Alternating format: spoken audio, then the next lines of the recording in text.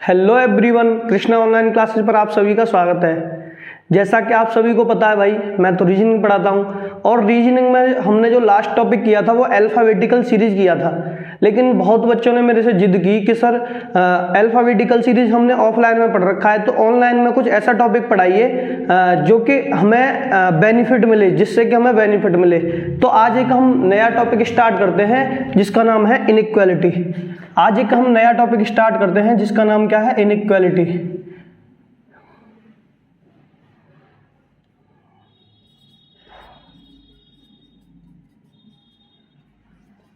Inequalities यानी कि असमानता। असमानता। तो ये टॉपिक जो है ना, ये किसके अकॉर्डिंग इंपोर्टेंट है? तो मैं आप सभी को बताना चाह रहा हूं, जो रेलवे ग्रुप डी का एग्जाम देने वाले हैं ना, उनके लिए बहुत इंपॉर्टेंट है, क्योंकि एनटीपीसी में भी पूछा गया था। इससे पहला जो रेलवे ग्रुप डी का एग्जाम हुआ था उसमें भी पूछा गया था, और जो रिसेंटली एमपी प्लस का एग्जाम चल रहा है अभी तो उसमें भी पूछा जा रहा है। तो इनइक्वालिटी, और बैंक में तो बहुत ज्यादा इंपॉर्टेंट है ये, कम से कम 5 क्वेश्चन पूछे जाते हैं इनइक्वालिटी से। ठीक है भाई, तो बढ़ते हैं। सबसे पहले इस टॉपिक को हम समझते हैं, ये टॉपिक है क्या। तो इस टॉपिक को समझने से पहले थोड़ा साइनों के बारे में सीखेंगे हम। साइनों का मतलब क्या है? देखो, जैसे मैंने लिखा है ये, इस साइन का मतलब है क्या है? इस साइन का मतलब है भाई कि ए बी से बड़ा है, A is greater than B.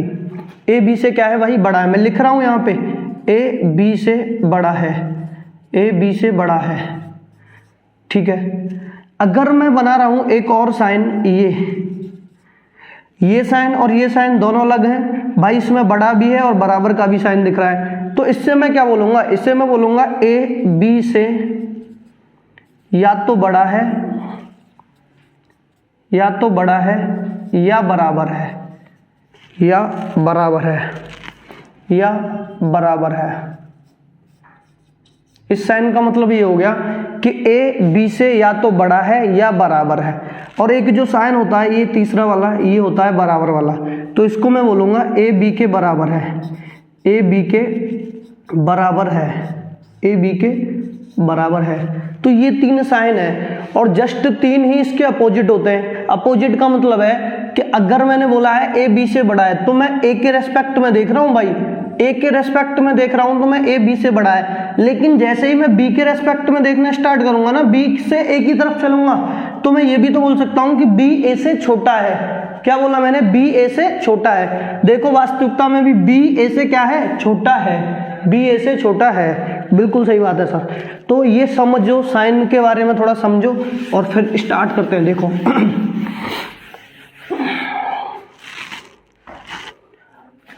मैंने कहा ये बड़ा वाला साइन मिला, और बड़े वाला, और बराबर वाला साइन मिला, और बराबर वाला।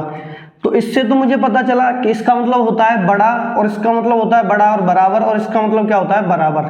ठीक है। और इसके अपोजिट ही 2 होते हैं, ये होता है छोटे का साइन, और ये होता है छोटा बराबर का साइन, और ये बराबर का साइन। तो ये 3 तो होते हैं बड़े वाले साइन, सही है ना, बड़े वाले की साइड से, और ये 3 छोटे वाले की साइड से। जैसे मैंने कहा ए इज ग्रेटर देन बी, यानी कि ए बी से बड़ा है। तो ए से जब मैंने पढ़ा कि ए बी से बड़ा है, तो अगर मैं बी से पढ़ रहा हूं तो B is greater than A, तो मैं इसे ऐसे भी तो, sorry, B is less than A, मैं इसे ऐसे भी तो लिख सकता हूं कि बी ए से क्या है? छोटा है। बी ए से क्या है? छोटा है। तो देखो, बी ए से क्या है? छोटा है। तो यही लिखा है। ठीक है ना। तो इससे हमें पता चलता है। तो एग्जाम में क्वेश्चन कैसे पूछे जाते हैं? देखो, एग्जाम में क्वेश्चन कैसे पूछे जाते हैं। सबसे पहले ना आपको वो एक कथन देगा, और कथन के बाद देगा निष्कर्ष। कथन को इंग्लिश में बोलेंगे बेटा स्टेटमेंट, और निष्कर्ष को बोलेंगे बेटा कंक्लूजन। ठीक है।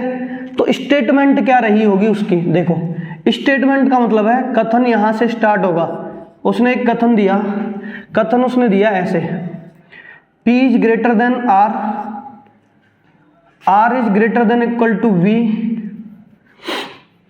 और V इक्वल टू O, इस टाइप से है, सही है ना।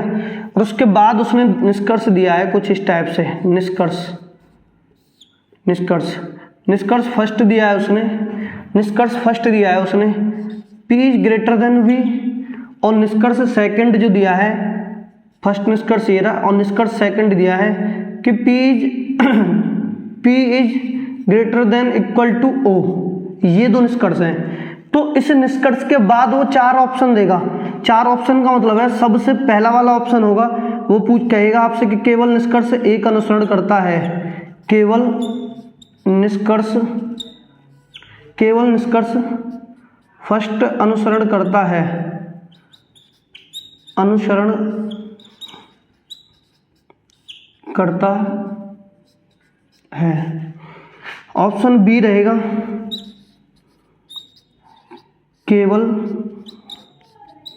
केवल निष्कर्ष सेकंड अनुसरण करता है। ऑप्शन सी रहेगा दोनों निष्कर्ष अनुसरण करते हैं, दोनों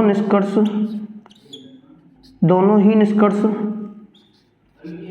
अनुसरण करते हैं, दोनों निष्कर्ष अनुसरण करते हैं। और ऑप्शन डी रहेगा बेटा, ऑप्शन डी रहेगा ना तो फर्स्ट और ना ही सेकंड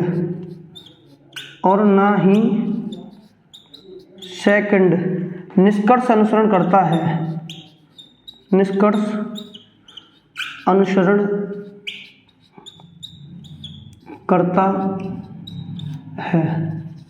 ना तो पहला ही और ना ही सेकंड निष्कर्ष अनुसरण करता है। तो थोड़ा इस टॉपिक के बारे में समझे। और क्वेश्चन मैंने बताया एक कथन देगा, कथन के बाद निष्कर्ष देगा, फिर 4 ऑप्शन देगा। उन 4 ऑप्शन में से आपको बताना है कि इसमें से कौन सा निष्कर्ष निकलेगा। अगर पहला निष्कर्ष सही है तो हम बताएंगे केवल निष्कर्ष एक अनुसरण करता है। अगर दूसरा वाला सही है तो हम बताएंगे कि केवल सेकंड निष्कर्ष अनुसरण करता है। अगर ये दोनों के दोनों सही हैं तो हम बताएंगे दोनों निष्कर्ष अनुसरण करते हैं, ऑप्शन सी टिक करेंगे। अगर दोनों में से कोई भी सही नहीं है तो हम आंसर देंगे कि ना तो पहला और ना ही सेकंड निष्कर्ष अनुसरण करता है। अब ये निष्कर्ष अनुसरण करेंगे कैसे, मेन बात ये है। तो मैं ये बताने की कोशिश कर रहा हूं कि अगर मेरे पास बड़ा और इक्वल ये दोनों अगर साइन आएंगे ना तो मैं वरीयता दूंगा बड़े वाले को। किससे वरीयता दूंगा? बड़े वाले को। ठीक है। अगर मेरे साथ बड़ा और बराबर वाला साइन आ जाएगा, ये दोनों साइन आएंगे, तो भी मैं वरीयता किसे दूंगा? बड़े वाले को। तो भी मैं वरीयता दूंगा बड़े वाले को। अगर गलती से भी ये तीनों के तीनों साइन आ जाएंगे, अगर गलती से भी एक तो बड़ा वाला और ये बड़ा और इक्वल और एक इक्वल, अगर ये तीनों भी साइन आ जाएंगे ना तो मैं वरीयता किसे दूंगा? बड़े वाले को। तब भी मैं वरीयता किसे दूंगा? बड़े वाले को। क्लियर हुआ? चलो सर, बड़े वाले की तो समझ में आई।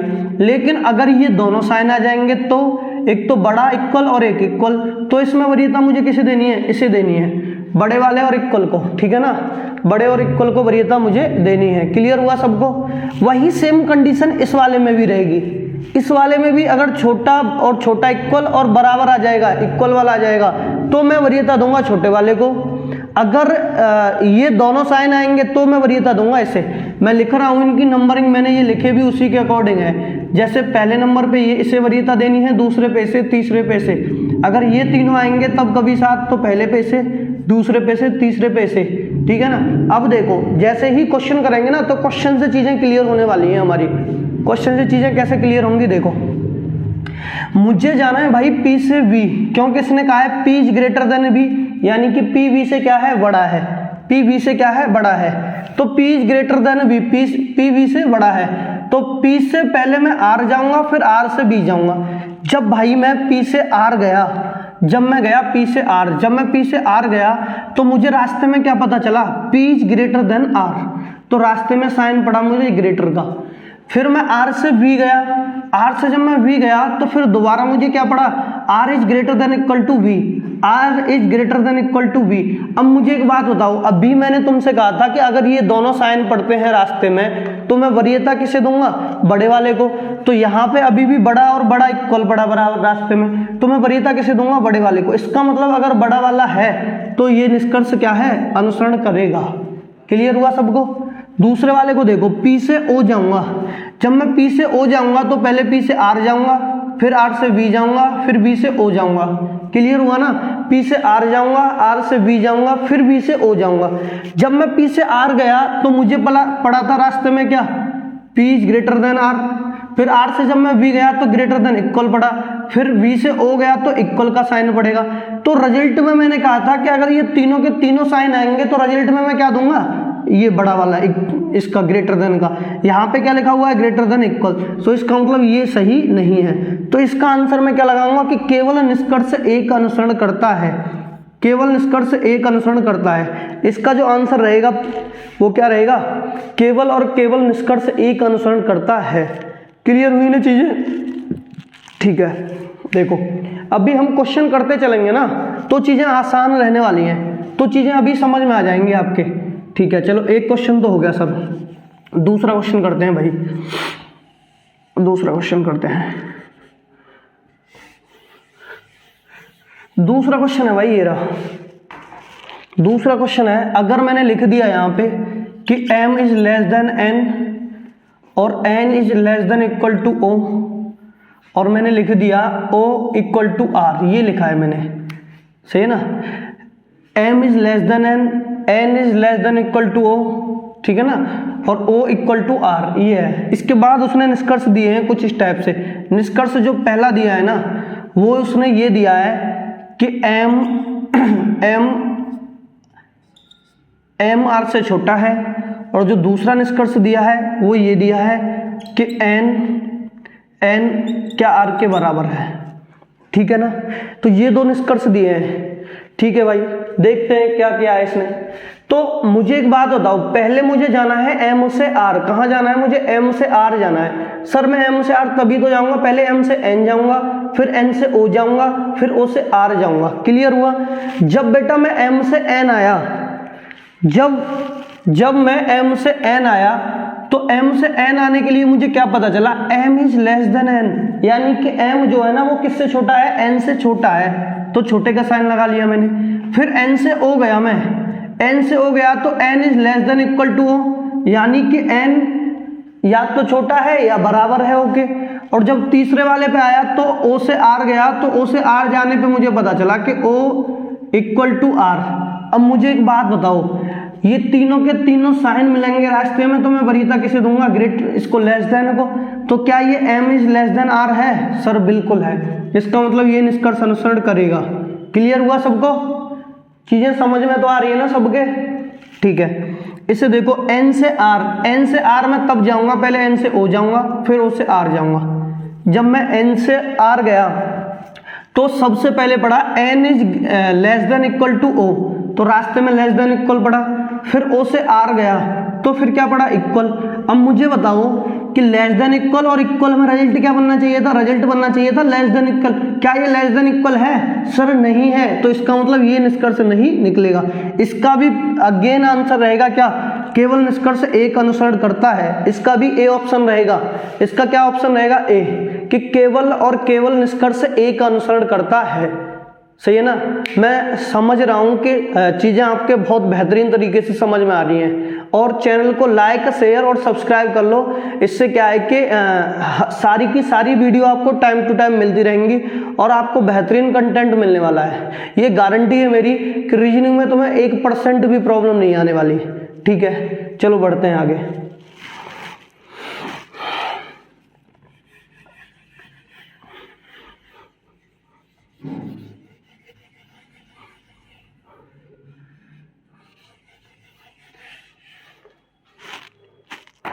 देखो अगले उसके क्वेश्चन की तरफ आते हैं।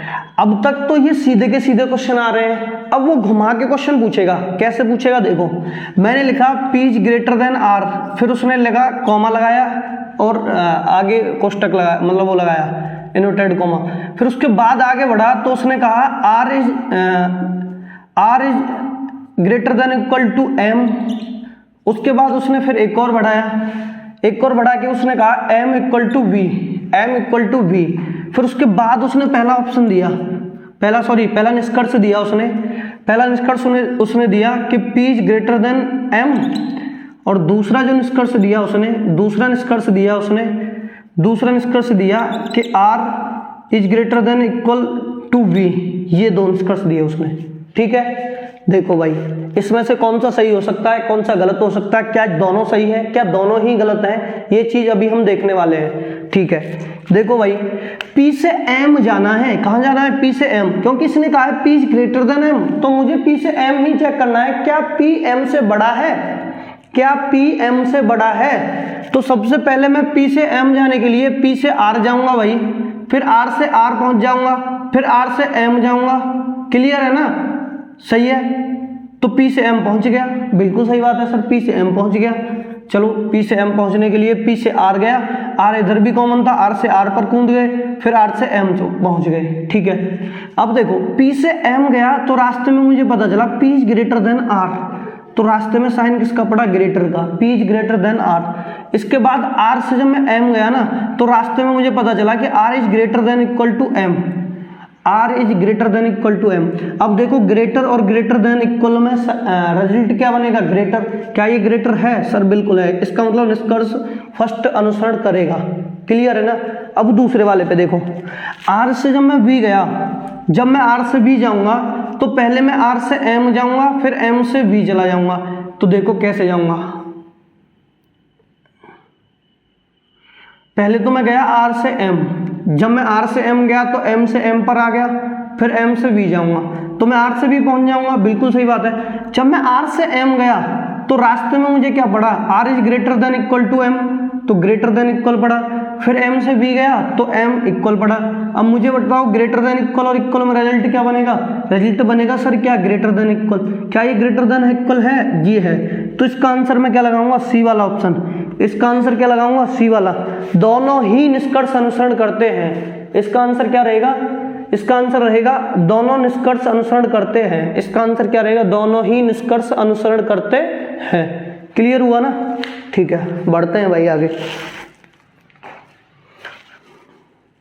जो चीजें आपकी समझ में नहीं आ रही हो ना, तो कमेंट में बता दिया करो कि समझ में नहीं आ रही सर, कोशिश करूंगा मैं समझाने की और, ठीक है। अभी देखो एक और बेहतरीन क्वेश्चन लेते हैं। एक क्वेश्चन ये लिया एक क्वेश्चन हमने ये लिया भाई कि A is greater than equal to B, A is greater than equal to B, C is greater than equal, C is greater than D, और B is greater than equal to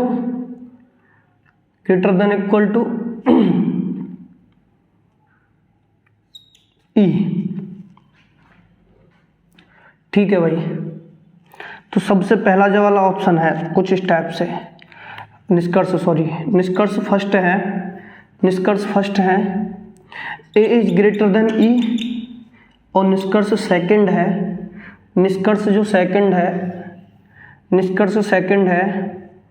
A is greater than equal to E. ये दो है निष्कर्ष। तो आपको बताना है कि निष्कर्ष फर्स्ट अनुसरण करेगा या निष्कर्ष सेकंड अनुसरण करेगा। आपको ये बताना है कि इनमें से निष्कर्ष पहला वाला अनुसरण करेगा या निष्कर्ष दूसरा वाला अनुसरण करेगा। क्लियर है ना? देखो भाई, सबसे पहले जब मैं गया, मुझे जाना है भाई ए से ई। ए से ई में कब जा सकता हूँ? ए से ई में तब जा सकता हूँ, पहले मैं ए से बी गया, फिर सी और डी है बीच में, सी और डी से मुझे कोई मतलब नहीं है, फिर मैं बी से बी पहुंच जाऊंगा और बी से फिर मैं ई चला जाऊंगा, तो ए से ई का रिलेशन निकल आएगा। जब मैं ए से बी गया, फिर मैं बी से बी पहुंच गया, फिर बी से ई गया, तो क्या मैं ए और ई का रिलेशन बता सकता हूँ? सर बिल्कुल बता सकता हूँ, रिलेशन क्या रहेगा इन दोनों के बीच में। अब देखो ए से जब मैं बी गया तो मुझे पता चला A is greater than equal to B, A is greater than equal to B. जब मैं बी से ई गया तो भी तो रास्ते में क्या पड़ा? Greater than equal. तो ग्रेटर देन इक्वल रिजल्ट में क्या बनना चाहिए था? Greater than equal. क्या ये ग्रेटर देन इक्वल है? नहीं है, इसका मतलब ये सही नहीं है भाई। अब देखो दूसरे वाले में ए से ई ही दोबारा जा रहा है, तो ग्रेटर देन इक्वल और ग्रेटर देन इक्वल, और रिजल्ट में भी क्या बनना चाहिए था? Greater than equal. तो क्या ये ग्रेटर देन इक्वल है? इसका मतलब केवल निष्कर्ष सेकंड अनुसरण करेगा। तो इस वाले क्वेश्चन का आंसर क्या रहने वाला है? इस वाले क्वेश्चन का आंसर रहने वाला है बी। क्या रहने वाला है? B for boy. केवल और केवल निष्कर्ष सेकंड अनुसरण करेगा। इसका आंसर क्या रहेगा? बी। इसका आंसर रहेगा ये बी, केवल और केवल निष्कर्ष सेकंड अनुसरण करेगा। निष्कर्ष ए क्यों नहीं करेगा भाई? ए इसलिए नहीं करेगा क्योंकि ग्रेटर देन इक्वल रिजल्ट क्या बनना चाहिए था? Greater than equal. और जबकि ये क्या बना रहा है? ग्रेटर का। तो ग्रेटर देन इक्वल आए हैं दोनों, तो रिजल्ट ग्रेटर देन इक्वल का ही बनेगा, ना कि ग्रेटर का। ठीक है, चलो बढ़ते हैं आगे। एक क्वेश्चन लेते हैं बहुत बेहतरीन सा।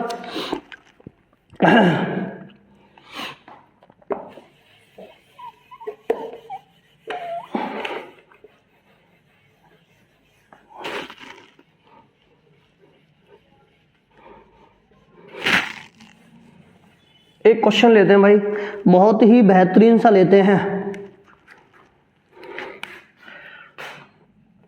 एक मिनट,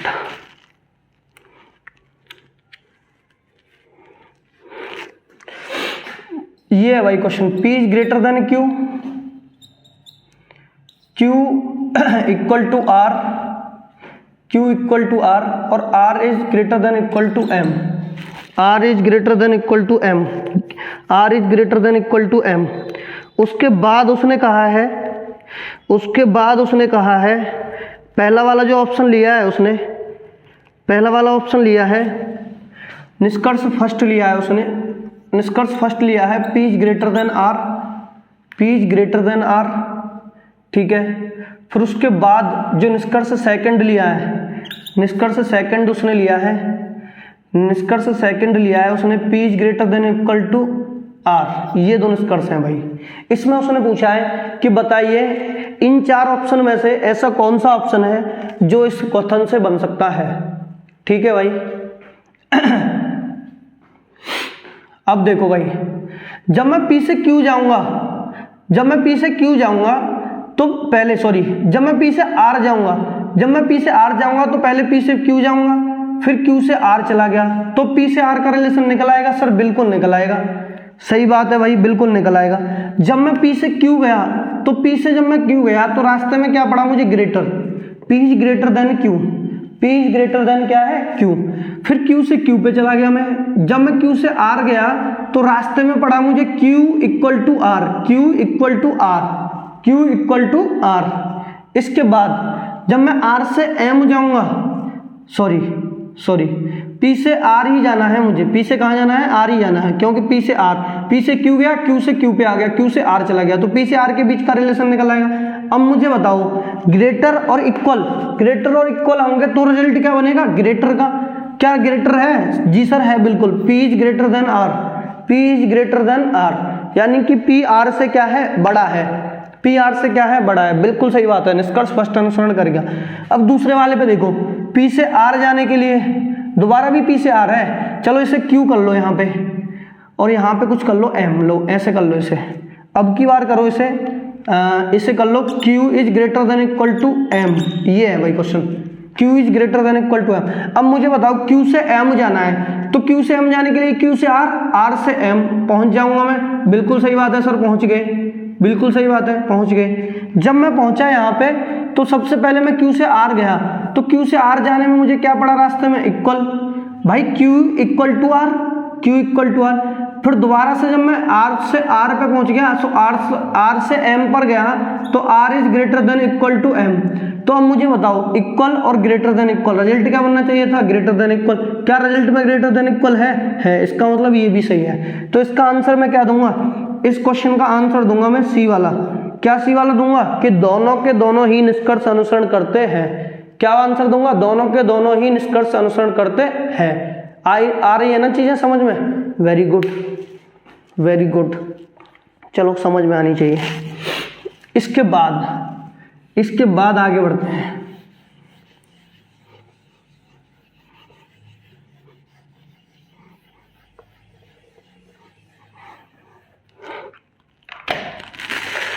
इसके बाद मैंने लिखा A is greater than B, A is greater than B. उसके बाद मैंने लिखा B is less than equal to C. फिर उसके बाद मैंने लिखा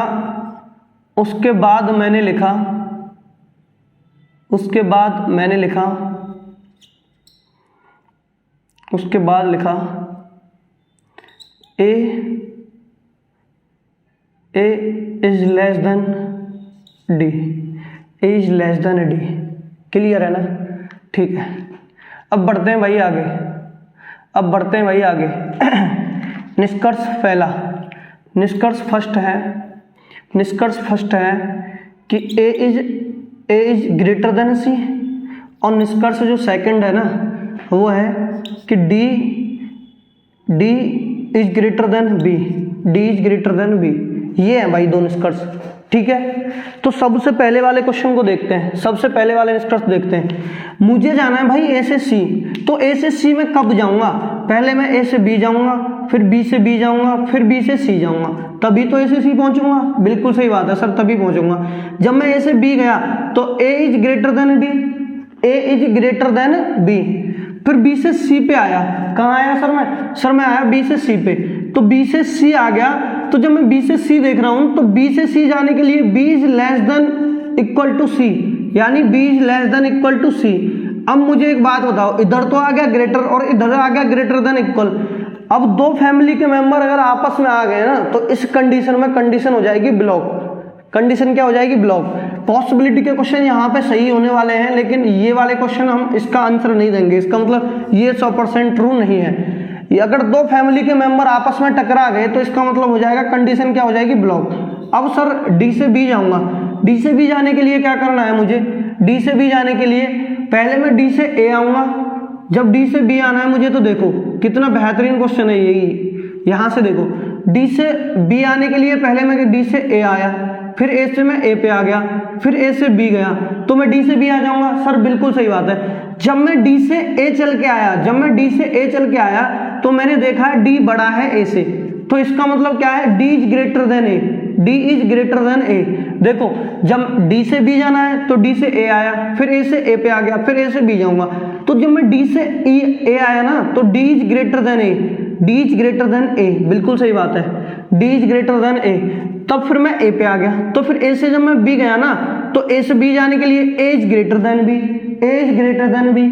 जब फिर दोबारा से भी ग्रेटर देन बी आया, तो मुझे बताओ ग्रेटर देन, तो रिजल्ट में भी क्या बनना चाहिए था? Greater than. क्या ये ग्रेटर देन है? जी है सर, ग्रेटर। तो D is greater than B, तो इसका मतलब क्या हुआ? D is greater than B. इसका मतलब है इस क्वेश्चन का आंसर मैं क्या दूंगा? केवल और केवल निष्कर्ष सेकंड अनुसरण करता है, केवल और केवल निष्कर्ष सेकंड अनुसरण करता है। आई होप कि आपके सारी की सारी चीजें समझ में आ रही होंगी। अगर समझ में आ रही है ना तो आपका पहला जो कर्तव्य है वो ये है कि आप चैनल को लाइक, शेयर और सब्सक्राइब किया करो, ठीक है ना। आप लोग जितना इस चैनल को सब्सक्राइब करोगे, सही है ना, जितना इस वीडियो का वॉच टाइम बढ़ाओगे उससे हमें बहुत बेनिफिट होने वाला है। हमारा मोटिवेशन बढ़ता है इन चीज़ों से, और हम आपकी क्लास को आगे कंटिन्यू भी करते रहेंगे, ठीक है। तो आज की क्लास को तो ऑफ कर रहे हैं, तब तक के लिए बाय, टेक केयर, आप अपना ख्याल रखिएगा।